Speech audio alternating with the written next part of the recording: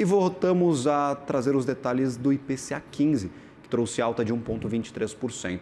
Para avaliar junto com a gente se esse número é positivo, se é negativo, se surpreende ou se veio dentro do normal, que, embora mostra aceleração, ficou um pouquinho abaixo das expectativas. Nós temos agora, participando nessa nossa programação, Alexandre Gaino, professor de Economia do curso de Administração da ESPM. Seja bem-vindo à nossa programação. Obrigado pela participação. Ótimo dia a você.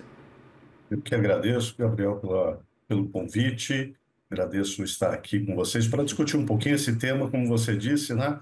Um tema que importa a todos e que muitas vezes traz uma certa indigestão, apesar dos alimentos não terem sido os culpados dessa vez. Perfeito. O alimento tá caindo bem aí, pelo menos em fevereiro. O inimigo da vez, no finalzinho do ano passado, ficou de fora dessa lista, mas temos pressões, por exemplo, para o reajuste das mensalidades, que é tradicional, em fevereiro acontece de uma forma ou de outra. Questão dos combustíveis, aí decisão dos secretários de Fazenda, aumentar o ICMS.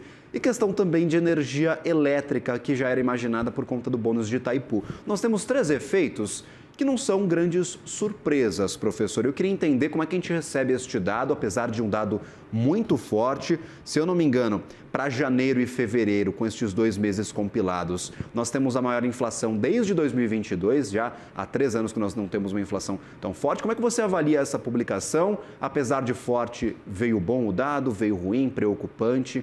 Qual que é a visão geral? Perfeito, Gabriel.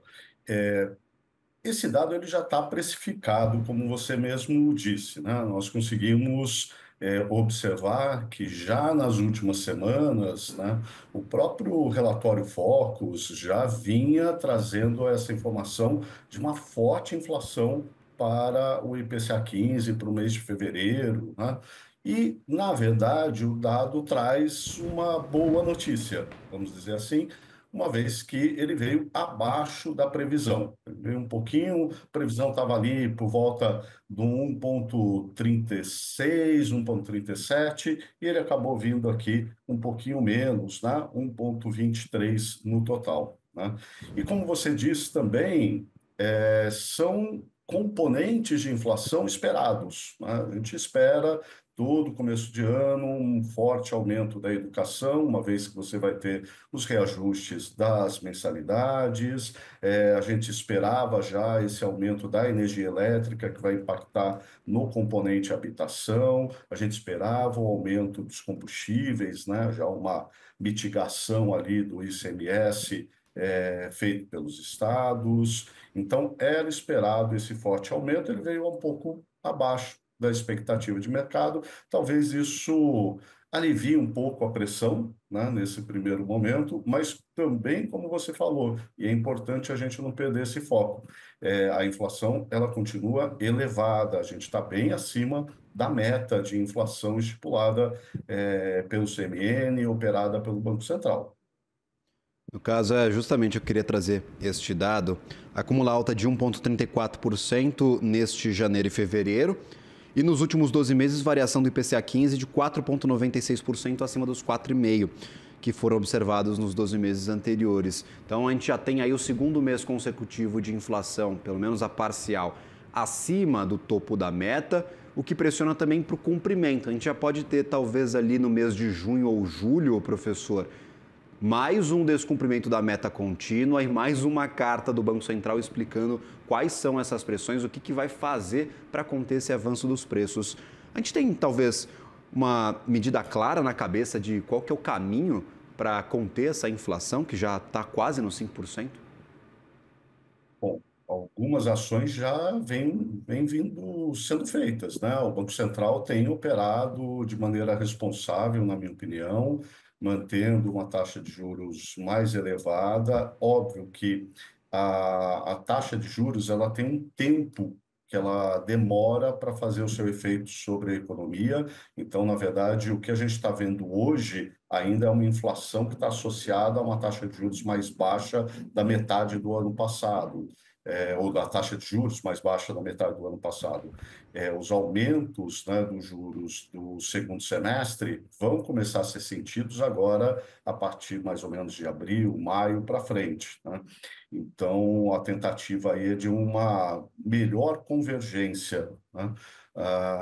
A própria expectativa, né, os próprios juros futuros que você trouxe, os dados, eles vão mostrando uma certa queda em relação ao que era esperado anteriormente. Isso ajuda bastante já, né? Outras políticas que são necessárias. Sim, a política fiscal. A gente precisa conversar de forma um pouco mais assertiva sobre o que vai ser feito com a política fiscal, da onde que os recursos estão vindo, da onde que eles estão saindo e como que a gente sustenta essa política fiscal não para um ano, mas para um período mais longo. A gente precisa dar horizonte aos agentes, né? Sem isso, a gente vai continuar ali um pouco enxugando gelo. Em alguns momentos a gente consegue reduzir a inflação em virtude de uma série de convergências, inclusive da própria taxa de juros mais elevada. Em outros momentos a gente não vai conseguir, vai estourar a meta e a gente vai ficar nesse passo ao longo do tempo. Outra questão que você também trouxe, Gabriel, que é bastante interessante, é a questão do próprio câmbio, né? O câmbio também influencia fortemente a nossa inflação e essa desvalorização do câmbio das últimas semanas, né, ajuda a aliviar os preços, mas ela precisa ser consistente. Então, as notícias que a gente vê agora da volta do câmbio subindo podem atrapalhar, né, essa convergência da inflação futura. Aquela história, né? A gente teve um janeiro bastante atrativo em relação a câmbio, mas também não tinha Congresso Nacional, não tinha discussão sobre políticas fiscais. Então a gente teve um alívio aí, pelo menos uma treguinha dessas discussões, não tinha orçamento debatido, não tinha questão relacionada, por exemplo, a esses programas sociais. Vou passear contigo, professor, e vou pedir para a nossa equipe compartilhar a tela que eu estou enviando, que é dos dados gerais do IPCA deste mês. Eu vou ter que abaixar um pouquinho aí, dar uma olhada nos dados gerais, mas nós temos, por exemplo, do índice completo, 1,23 é o que aparece na nossa tela. Alimentação e bebidas, 0,61, teve uma contribuição menor do que no mês passado. Carnes, não é que caíram, mas elas subiram menos. A habitação, 4,34, aqui está o efeito, claro, do rebote do bônus de Itaipu. Artigos de residência subiram 0,38. Dois destaques negativos. Vestuário caiu 0,08, não dá nem para falar que está caindo, está basicamente a estabilidade, mas 0,08 é um resultado negativo, uma queda. E comunicação também, apesar do reajuste dos planos de telefonia móvel. Então, tínhamos essa pressão inflacionária para este mês de fevereiro. Apesar disso, a comunicação em geral ficou próxima da estabilidade, caindo até um pouquinho, 0,06. Educação disparou, é a maior alta do índice, 4,78. Despesas pessoais não saiu do lugar. E saúde e cuidados pessoais, 0,54%. Transportes também subiram, 0,44%, teve reajuste do ICMS, ainda tem também um rebote destes reajustes das passagens de ônibus, já que é um dado intermediário, pega o mês de janeiro também, a segunda metade do mês de janeiro, agora para este mês de fevereiro, mas em suma, essa alta de transportes ligada também ao combustível, aos combustíveis em geral. Professor, alimentação e bebida, você mencionava, não foram o inimigo da vez. Dá para ficar um pouquinho mais confiante de que deixarão de ser os grandes inimigos a partir de agora, em 2025 completo?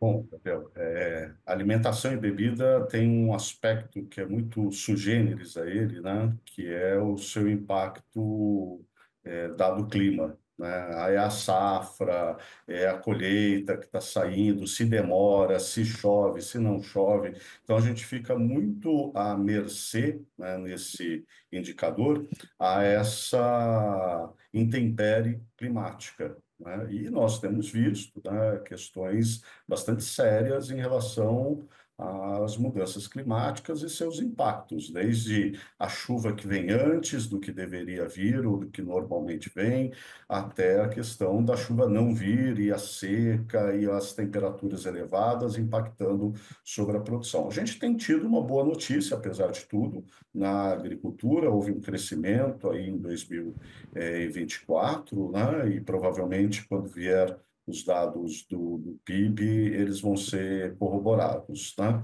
Mas fica muito volátil, é um componente bastante volátil e tem mais uma questão, né, que eu acho que é interessante quando a gente vê esse gráfico que você traz, que são os pesos, né?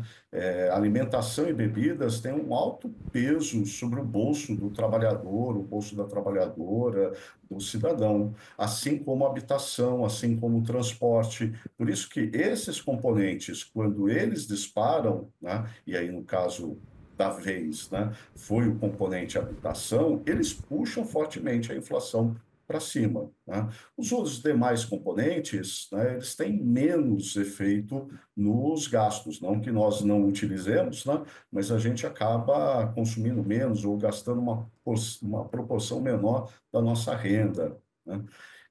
Outro elemento que vai impactar em alimentação e bebidas, né, é exatamente o câmbio. Então, qual vai ser a volatilidade no câmbio para 2025? Tá? A gente vai reproduzir os últimos anos com elevada volatilidade, né? Isso atrapalha bastante a composição de preços.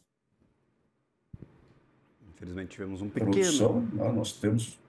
Nós temos capacidade de produzir, só que é o setor externo, né? Ele acaba exportando.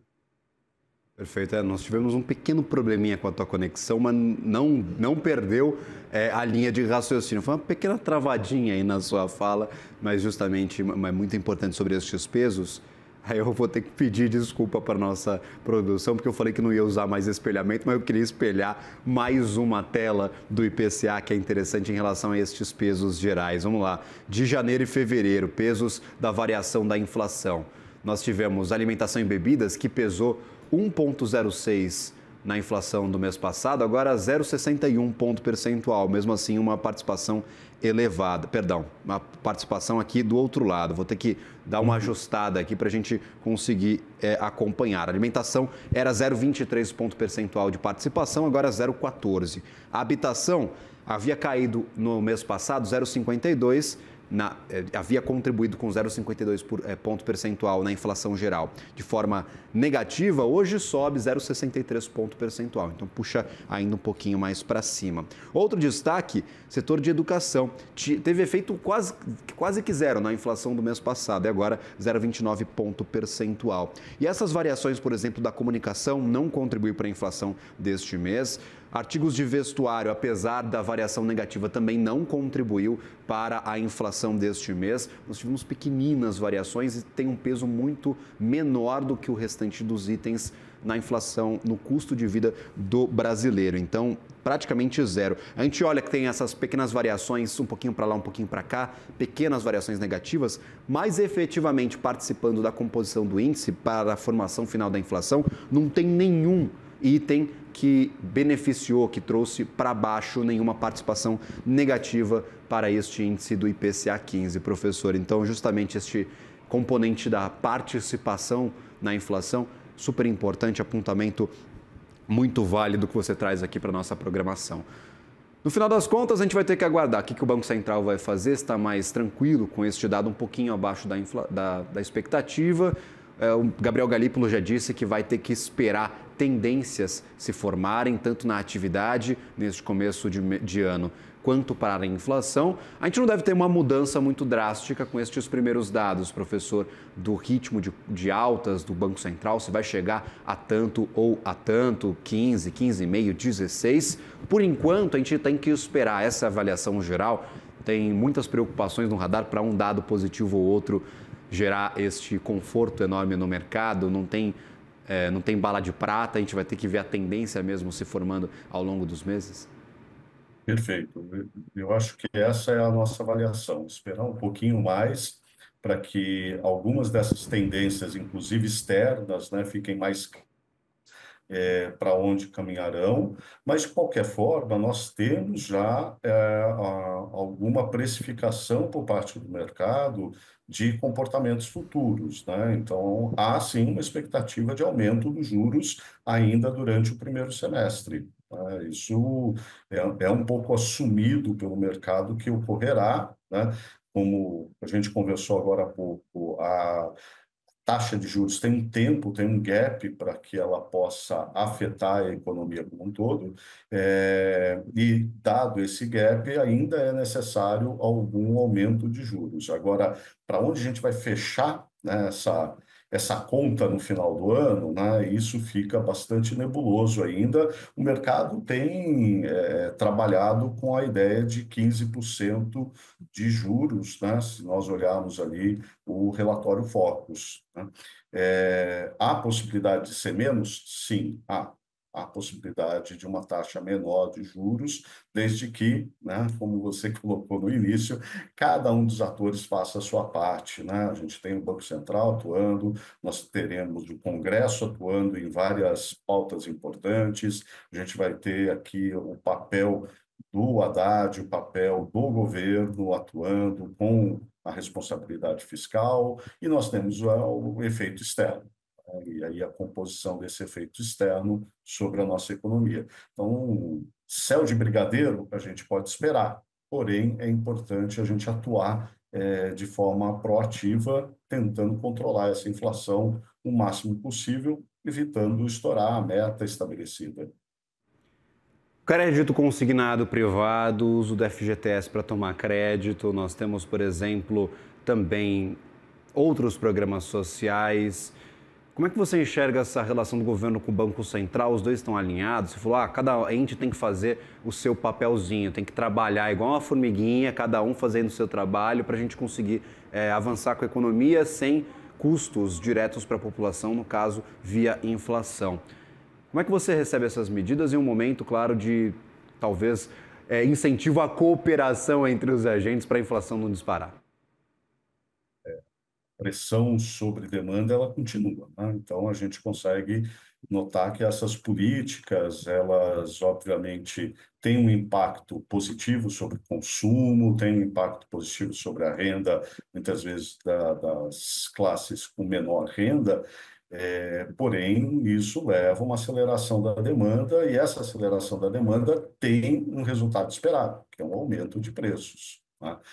Então, a convergência das políticas, né, essa cooperação da política fiscal e da política monetária, a combinação delas não está, né, como diz no futebol, a gente não está combinando com os russos, a gente não está estabelecendo ali um alinhamento dessas políticas de forma clara, pelo menos, né? E isso tem que ser um trabalho, e aí a analogia da formiguinha acho que é importante, porque é um trabalho de todo dia, né? É um trabalho de você alinhar discurso e prática, alinhar política e proposta junto ao legislativo, tá? É uma composição aí que são importantes para que nós possamos, pelo menos, diminuir essa pressão, né? Essa expectativa de inflação que continua bastante desancorada, apesar dos esforços do Banco Central.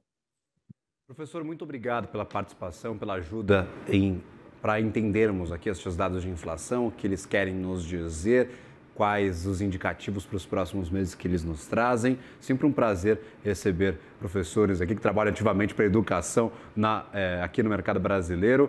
Portas abertas, uma ótima manhã a você, boa semana. Eu que agradeço e fico à disposição para qualquer novo convite, estamos juntos. Muito obrigado.